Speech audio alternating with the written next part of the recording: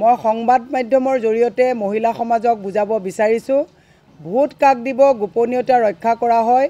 আপোনালোকে ভোট ক'ত দিব এই কথাটো কেতিয়াও গম পোৱা নাযায়। গতিকে আপোনালোকক যিটো ভয় আৰু ভীতিগ্ৰস্ত কৰি ভয় খোৱা বিজেপি চৰকাৰে মহিলাসকলক যিটো এইটো প্ৰলোভনৰ ৰাজনীতিৰ এখন জালত আবদ্ধ কৰিছে, তাৰ ঊৰ্ধত মহিলা সমাজক মই ৰাজনৈতিকভাৱে সিদ্ধান্ত ল'বলৈ কাৰণে আহ্বান জনাইছোঁ। দ্বিতীয় কথাটো হৈছে, কালি আমি গম পাইছোঁ যে যোৱাকালি বহু জেগাত মহিলাৰ সমান্তৰালভাৱে যুৱকসকলক ছাত্ৰ ছাত্ৰীসকলক প্ৰলোভিত কৰাৰ কাৰণে ঘৰে ঘৰে বিজেপিয়ে মানুহ পঠাইছে যে অহা মাহৰ 1 তাৰিখৰ ভিতৰত তেওঁলোকে 10,000 টকাকৈ ল'ৰা ছোৱালীক তেওঁলোকে দিব।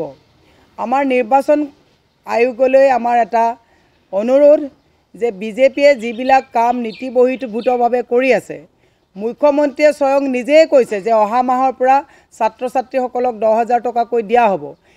এইটো প্ৰলোভনৰ ৰাজনীতি নহয় নেকি? সেইকাৰণে মই সকলোকে এটা কথা বিনম্ৰভাৱে আহ্বান জনাইছোঁ যে বিজেপিয়ে 10 বছৰত 2 কোটিকৈ চাকৰি দিম বুলি কৈ পেলাই 30 লাখ চৰকাৰী চাকৰি আজি তাৰিখত খালী হৈ আছে। তেওঁলোকে চাকৰি দিব নোৱাৰি পৰা। আজি তাৰিখত মহিলা সবলীকৰণৰ নামত কি কৰিব লাগিছিল? প্ৰথম মহিলাক পাকঘৰত কম দামত বস্তু দিব লাগিছিলে।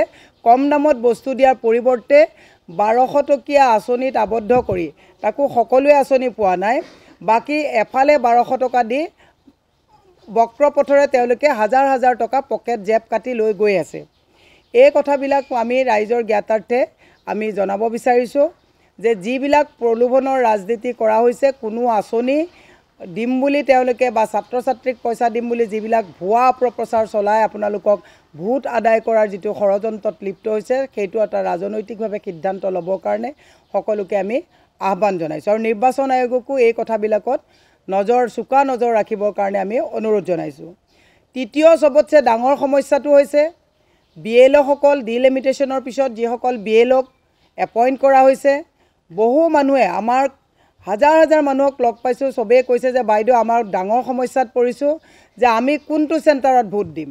মই নিৰ্বাচন আয়োগক আজি আহ্বান জনাইছোঁ, BLOসকলক তাৎক্ষণিকভাৱে নতুন যি ভোটাৰ লিষ্ট আপোনালোকৰ ওলাইছে, এই ভোটাৰ লিষ্টৰ জৰিয়তে যাতে প্ৰত্যেকজন মানুহে ভোট কাক দিব বেলেগ কথা, প্ৰত্যেকজন মানুহে কোনটো ভোট চেণ্টাৰত ভোট দিব এই কথাটো যাতে BLOসকলে এলাহ নকৰাকৈ ঘৰে ঘৰে যাতে ভোটাৰ শ্লিপ প্ৰেৰণ কৰে, তাৰ কাৰণে মই নিৰ্বাচন আয়োগক আহ্বান জনাইছোঁ।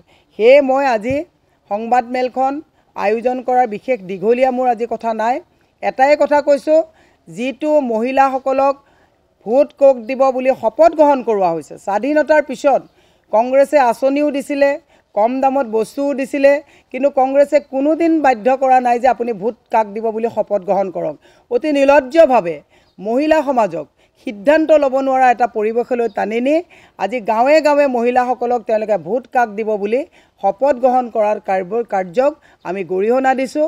ভোট কাক দিব নিজৰ সিদ্ধান্ত, যাতে বিজেপিয়ে যাতে এনেকুৱা ধৰণৰ মহিলা সমাজক তেওঁলোকে যাতে এনেকুৱা ধৰণৰ এটা পাকচক্ৰত আৰু ভীতিগ্ৰস্ত কৰি পেলাই যাতে তেওঁলোকে ভোট আদায়ৰ যাতে নিকৃষ্ট কৌশল নলয়, তাৰ কাৰণে মই ইলেকশ্যন কমিশ্যনকো এটা কথা ক'ব বিচাৰিছোঁ যে আমি বহুত প্ৰমাণ পাইছোঁ, বহু ফটো পঠাইছোঁ, কিন্তু আমি যদি কিবা কমপ্লেইন দিওঁ, কমপ্লেইনবিলাকত অগ্ৰাহ্য কৰাই হৈছে নে কি হৈছে নাজানো, কিন্তু বিজেপিক তেওঁলোকে নাকি লগোৱাটো ইলেকশ্যন কমিশ্যনৰ এইটো এটা দায়িত্ব। গতিকে যাতে স্বচ্ছ আৰু নিকা নিৰ্বাচন অনুষ্ঠিত হয়, তাৰ কাৰণে মই ইলেকশ্যন কমিশ্যনক আমি আহ্বান জনাইছোঁ। আৰু বিজেপিক এনেধৰণৰ যাতে অপপ্ৰচাৰত ভীতিগ্ৰস্ত কৰি মহিলা সমাজ আৰু যুৱ সমাজক যাতে কোনো ধৰণে প্ৰৰোচিত নকৰে, তাৰ কাৰণে আমি আহ্বান জনাইছোঁ। এই আজি সংবাদমেলৰ মূল উদ্দেশ্য আছিলে।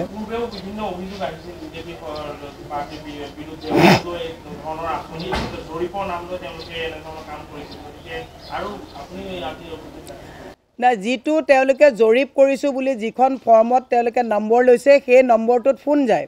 ফোন গৈ পেলাই তেওঁলোকে কয় যে আপোনালোকে যদি ভোটটো আমাক বিজেপিক নিদিয়ে তেতিয়াহ'লে আপোনালোকৰ আঁচনি কাটি দিয়া যাব।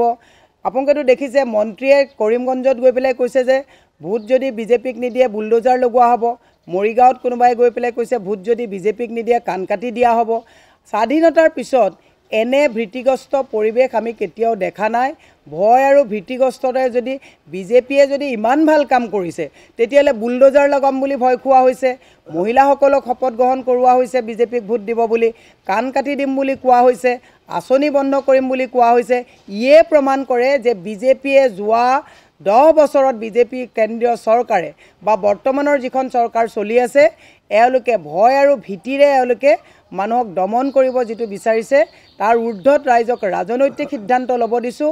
আৰু এইখন চৰকাৰ যদি পুনৰ আহে এতিয়া যিটো বাক স্বাধীনতা খৰ্ব কৰি মানুহক শপত গ্ৰহণ কৰোৱাৰ পৰ্যায়লৈকে লৈ গৈছে, আকৌ যদি এই চৰকাৰখনক ৰাইজে যদি মতদান কৰে তেতিয়াহ'লে আপোনালোকক আমি জনাইছোঁ যে আমি কথা কোৱাৰ বা আমাৰ যিটো সাংবিধানিক অধিকাৰ এই অধিকাৰ খৰ্ব কৰি বিজেপিয়ে দাসত্বৰ দৰে আমাক চলাব। তাৰ কাৰণে ৰাইজক ৰাজনৈতিকভাৱে আপোনাক বিবেক ভোট প্ৰদান কৰিবৰ কাৰণে আমি আহ্বান জনাইছোঁ। পলাশবাৰীত ডেইলি চলি আছে, পলাশবাৰীত চলি আছে, দুধনৈত চলি আছে, বকু ছয়গাঁৱত কালি মই মিটিং কৰিছোঁ তাত চলি আছে, দিছপুৰত চলি আছে। এনেকুৱা এটা সমষ্টি নাই গোটেই অসমতে। আপুনি প্ৰথম ফেজৰ নিৰ্বাচনত লুৰিণজ্যোতি গগৈ, গৌৰৱ গগৈ সমষ্টিটো বহুত কমপ্লেইন আহিছে, কিন্তু কমপ্লেইনবিলাক অগ্ৰাহ্য কৰা হৈছে।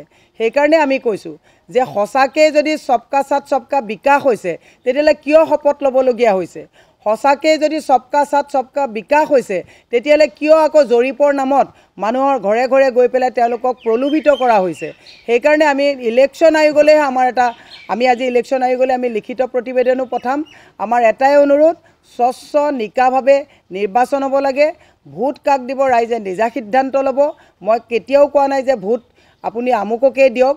মই এটা কথা কৈছোঁ, ৰাজনৈতিক পৰিৱেশৰ প্ৰতি লক্ষ্য ৰাখি কাক ভোট দিলে দেশ বাচিব, কাক ভোট দিলে সংবিধান বাচিব, এই সিদ্ধান্ত মহিলা সমাজে ল'ব। মই যিমানখিনি ঘূৰিছোঁ এটা বস্তু দেখিছোঁ, পুৰুষ সমাজে সিদ্ধান্ত লৈছে, যুৱ সমাজে সিদ্ধান্ত লৈছে যে আমি ভোট, ব্যৱসায়ীসকলে সিদ্ধান্ত লৈছে যে আমি ভোট এইবাৰ সংবিধানৰ সুৰক্ষাৰ স্বাৰ্থত দিম, গণতন্ত্ৰৰ সুৰক্ষাৰ স্বাৰ্থত দিম। কিন্তু মহিলা সমাজক এনেকুৱা এটা পৰিৱেশলৈ লৈ যোৱা হৈছে য'ত তেওঁলোকে ভাবিছে ভোটটো আমি এইবাৰ সংবিধান সুৰক্ষাত দিম, কিন্তু ভীতিগ্ৰস্ত কৰা হৈছে। তেওঁলোকে ভয় খাইছে যে আমাৰ ধাৰৰ ওপৰত ধাৰ আছে, আত্মসহায়ক গোটৰ ধাৰ, আমাৰ বিভিন্ন মাইক্ৰ' ফাইনেন্সৰ ধাৰ, পইচাকেইটাও যদি আমাৰ কাটি দিয়ে, ভোট ক'ত দিম যদি গম পায় তেতিয়াহ'লে আমাৰ ভৱিষ্যত অসুৰক্ষিত হ'ব নেকি বুলি সিদ্ধান্ত ল'ব পৰা নাই। মই মহিলা সমাজক কৈছোঁ সিদ্ধান্ত লওক। এইবাৰ যদি আপোনালোকে শুদ্ধ সিদ্ধান্ত নলয়, অহা 5 বছৰত যদি মোদী গভৰ্ণমেণ্ট আহে, মোৰ ভাৰত বুলি লিখা প্ৰধানমন্ত্ৰীৰ আমি তেওঁৰ ভাৰতবৰ্ষৰ এটা কৰ্মচাৰীৰ নিচিনা অৱস্থা হ'ব, কৰ্পোৰেটৰ কৰ্মচাৰীৰ নিচিনা অৱস্থা হ'ব। আমি মোৰ ভাৰতৰ পৰিৱৰ্তে আমি আমাৰ এখন ভাৰত বিচাৰিছোঁ য'ত আমি আমাৰ অধিকাৰ সাব্যস্ত কৰিবৰ কাৰণে আমি মানসিকভাৱে, ৰাজনৈতিকভাৱে, সামাজিকভাৱে প্ৰস্তুতি লোৱাৰ সময় আহি পৰিছে। ধন্যবাদ।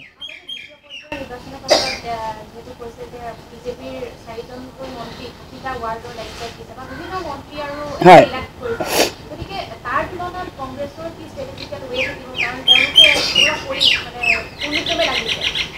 চাওক, তেওঁলোকে যিমান মন্ত্ৰী নিয়োগ কৰিব, পীযুষ হাজৰিকা, জয়ন্ত মল্ল বৰুৱা যিমান উজনিত গ'ল সিমান গৌৰৱ গগৈ ফেভাৰ হ'ল। কাৰণ তেওঁলোকক মানুহে আজি তাৰিখত সহ্য নকৰে। গুৰু গোসাঁই নামানা অহংকাৰী যিসকল মানুহ, ৰাইজৰ আঁচনিৰ টকাৰে পৰ্বতসমূহ সম্পত্তি কৰা এই অহংকাৰী নেতাসকল যিমান গুৱাহাটীত নামিব সিমান আমাৰ কাৰণে প্লাছ হ'ব। মইতো আহ্বান জনাইছোঁ, 4জন নহয় 6জনকৈ দিয়ক। কাম কৰিব নোৱাৰা, কেৱল ভীতিগ্ৰস্ত কৰা অহংকাৰী নেতাসকল যিমান নামিব সিমান ৰাইজে আমাক সহায় কৰিব। সেইটোৱে মোৰ বিশ্বাস। ধন্যবাদ।